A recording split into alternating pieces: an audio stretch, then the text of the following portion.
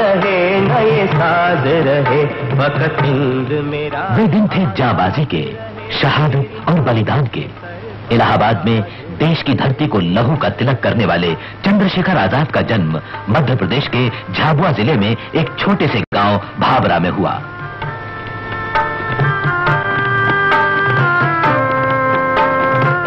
चारों तरफ घना जंगल था।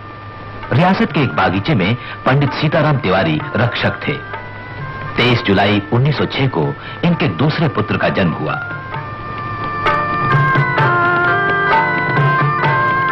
मां जगरानी देवी ने इसका नाम रखा चंद्रशेखर।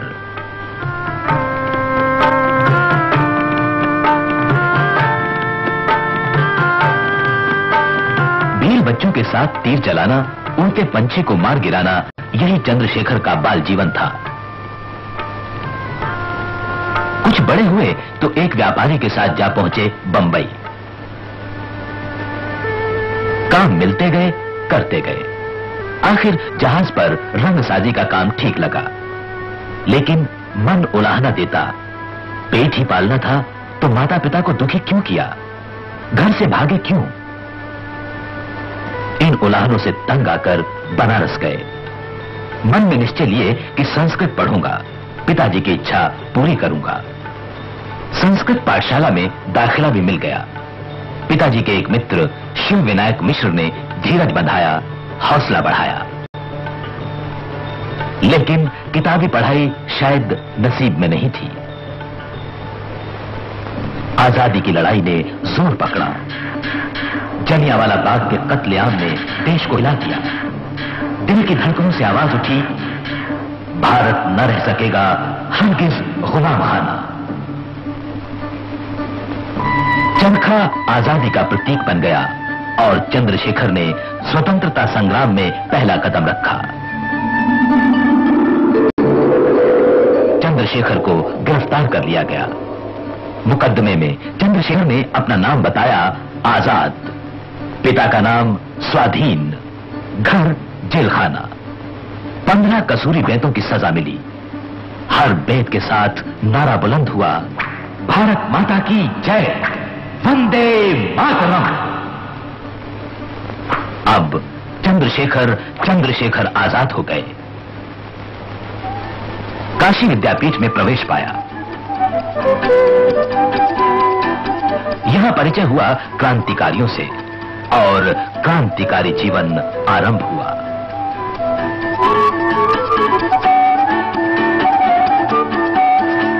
राम प्रसाद बिस्मिल के नेतृत्व में काकोरी स्टेशन के पास रेलगाड़ी से सरकारी खजाना लूटने की योजना बनाई गई। चंद्रशेखर आजाद इसमें शामिल थे। योजना सफल रही। आजाद के एक सहयोगी सदाशिवराव मलकापुरकर कहते हैं, काकोरी स्टेशन पर रामप्रसाद बिस्मिल के नेतृत्व में 10 हमारे देशभक्तों ने रेल से खजाना लूट लिया। ये घटना 9 अगस्त सन 1925 की है। यही है वो जगह जहां खजाना लूटा गया।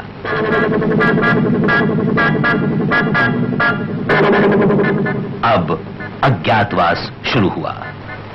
आजाद झांसी आ गए। आजादी के परवाने मास्टर रुद्र नारायण सिंह ने आसरा दिया, बढ़ावा दिया।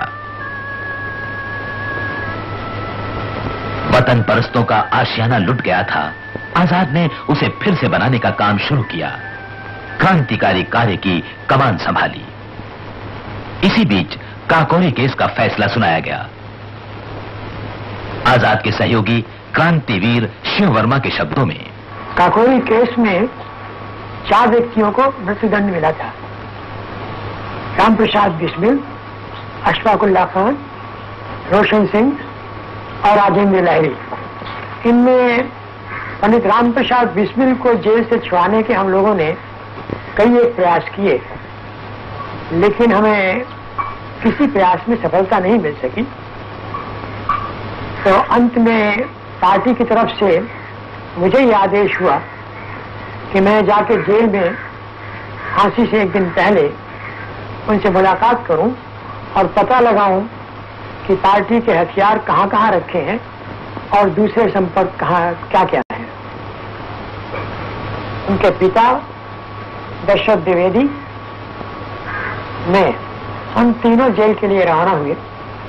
पिताजी बिस्मिल की मां को अपने साथ नहीं लाए थे, ये सोच के कि शायद मां रोएगी और आखिरी वक्त मुमकिन है बिस्मिल का दिल भारी हो जाए, तो मां को अपने साथ नहीं लाए थे।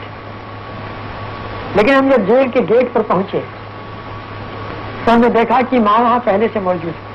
फांसी की कोठरी के हम लोग सामने पहुंचे तो मां को देखकर बिस्मिल रो पड़े और उनको देखकर उनके पिताजी रोने लगे।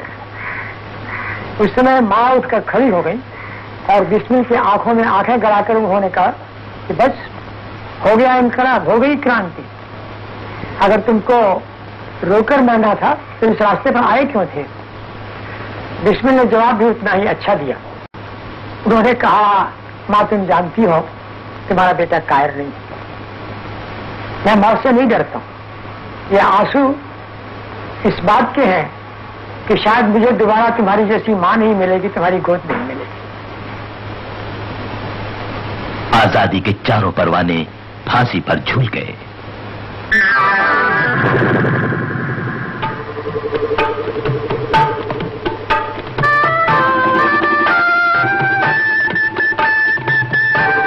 झांसी में पुलिस की सरगर्मियां बढ़ी तो आजाद के लिए पास ही सातार नदी के तट पर रहने का इंतजाम किया गया। यहां वे हरिशंकर ब्रह्मचारी के रूप में रहे।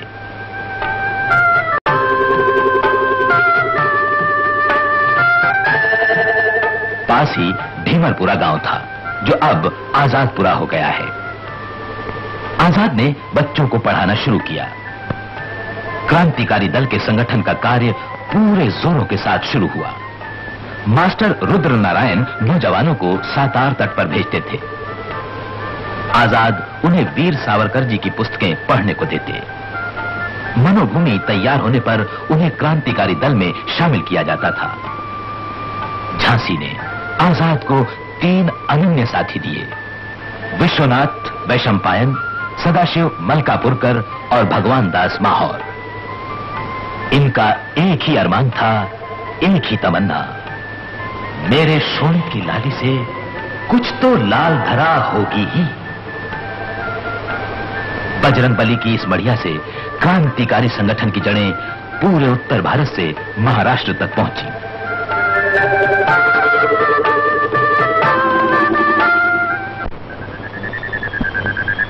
आशियाना बना और खूब बना।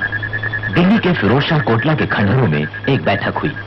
इसमें पंजाब, यूपी, बिहार, बंगाल, महाराष्ट्र सभी प्रांतों के सदस्य शरीक हुए। पंजाब में भगत सिंह तथा नौजवान भारत सभा के सभी नौजवान आजाद के साथी बन गए।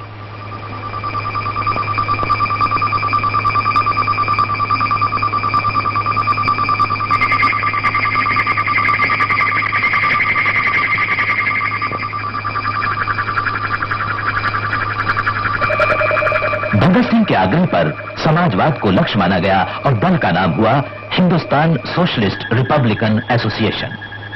दल की कार्यकारिणी समिति बनाई गई।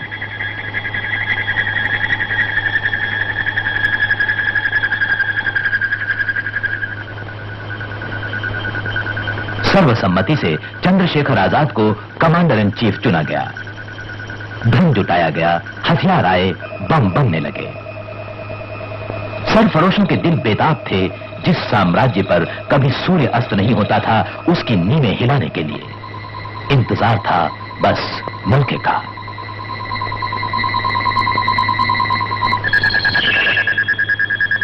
सन 1928 साइमन कमीशन आया।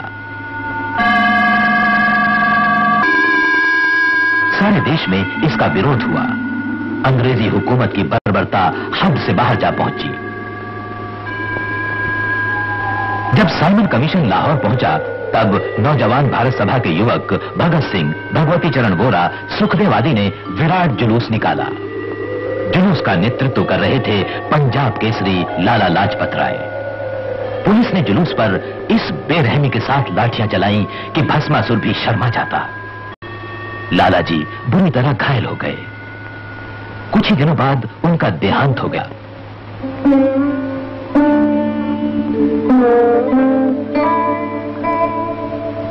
लाला जी के खून का बदला लिया गया। 17 दिसंबर 1928 के दिन जैसे ही सैंडर्स मोटरसाइकिल पर कोतवाली से बाहर आया, जयगोपाल ने इशारा किया और राजगुरु ने आगे बढ़कर उस पर पहरा फायर किया।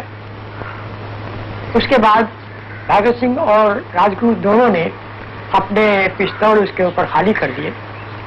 वहां से उनको डीएवी कॉलेज के छात्रावास की तरफ जाना था। जैसे ही वो उस तरफ चलने लगे तो चनन सिंह नाम के एक हवलदार ने इनका पीछा किया। अगर वो चाहता तो राजगुरु को पकड़ सकता था, लेकिन उसने राजगुरु को न पकड़कर भगत सिंह को पकड़ना ही ठीक समझा। इस दौड़ में एक अवस्था ऐसी आई जब भगत सिंह आगे, चनन सिंह बीच में और राजगुरु पीछे हो गए। राजगुरु चाहता था कि चनन सिंह को पकड़े ताकि भगत सिंह को निकल जाने का मौका मिले। चनन सिंह हाथ बढ़ा रहा था भगत सिंह को पकड़ने के लिए।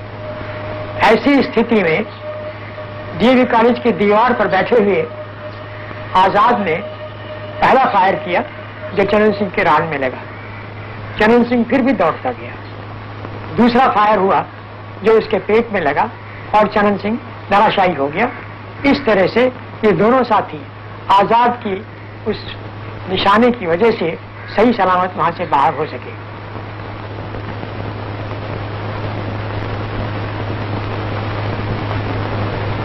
पुलिस ने लाहौर के चारों तरफ घेरा डाल दिया। इस घेरे में से बाहर कैसे निकलें? भगवती चरण वोरा की पत्नी दुर्गा भाभी बताती हैं। सैंडर्स मर्डर के बाद रात को सुखदेव मेरे पास आए और उन्होंने कहा आपको कहीं बाहर जाना पड़े तो आप जा सकती हैं। मैंने कहा जा सकती हूँ। मुझे कुछ मालूम नहीं था कि क्या प्लान था और क्या हुआ, लेकिन मैं तैयार हो गई। रात को 10:30 बजे जब पुलिस वाले चले गए घर से, तब ये लोग आए, सुखदेव, भगत सिंह और राजगुरु। राजगुरु नौकर के वेश में थे, भगत सिंह साहब के वेश में थे, फेल्ट हैट एंड चेस्टर पहने हुए। तो सुबह पुलिस वालों के आने से पहले ही ट्रेन जाती थी, तो हमने मेम साहब का रूप बनाया, हाई हील का जूता पहना और कपड़े बढ़िया से बढ़िया, मुंह पर पाउडर पोता, और भगत सिंह तो थाई साहब बना हुआ। उसने मेरे लड़के को बाएं हाथ से लिया, आधा मुंह ढक लिया और आधे मुंह पर उसने अपनी वो हैट लटका ली। इस तरीके से हम टांगे से सही सलामत स्टेशन पहुंचे।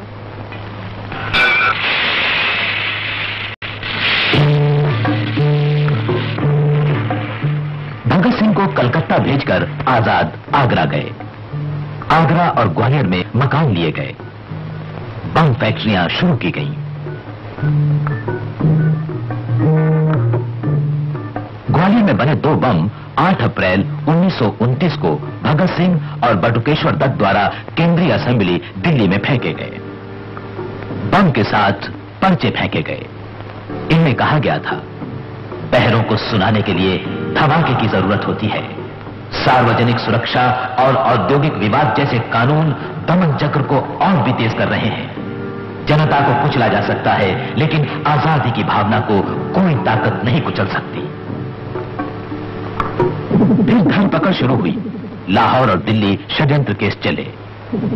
आशियाना फिर लुट गया। रह गए आजाद और इन्हें गिने 2-4 साथी। अज्ञातवास का नया दौर शुरू हुआ।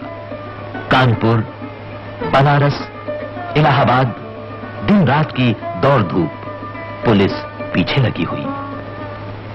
लाहौर केस का फैसला सुनाया गया। भगत सिंह, राजगुरु और सुखदेव को फांसी की सजा, बाकी को कारावास।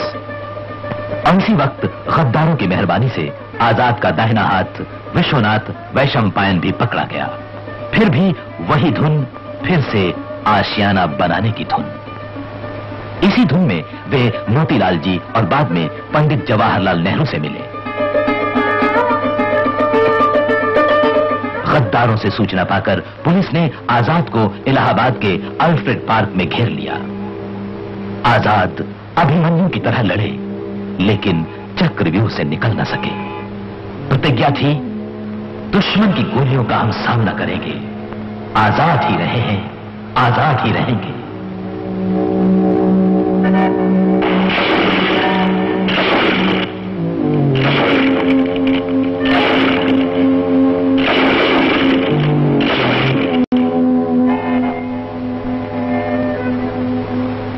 प्रतिज्ञा पूरी हुई।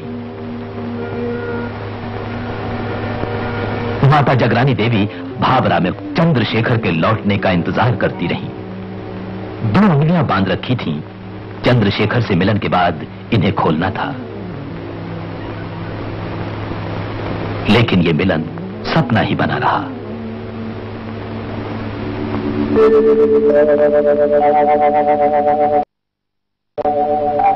सेनानियों के सेनानी ने अपने प्राण देकर तरुणाई को प्राणवान बनाया। खुद अंधेरी राहों पर चलकर आजादी की राहें रोशन की। चंद्रशेखर आजाद जीवन भर आशियाना बनाते रहे, तोड़ने वाले तोड़ते रहे, लेकिन उनकी अमर शहादत ने जो आशियाना बनाया है उसे कोई नहीं तोड़ सकता। वो कोटि कोटि भारतवासियों के कृतज्ञ हृदयों में सुरक्षित है। कौम के वास्ते ये जान जो मिट जाएगी, कौम के वास्ते ये जान जो मिट जाएगी, नाम चमकेगा मेरे बाद सितारा होकर, मर के भी दर्द न भारत का मिटेगा दिल से, खून तड़पेगा मेरा जोश से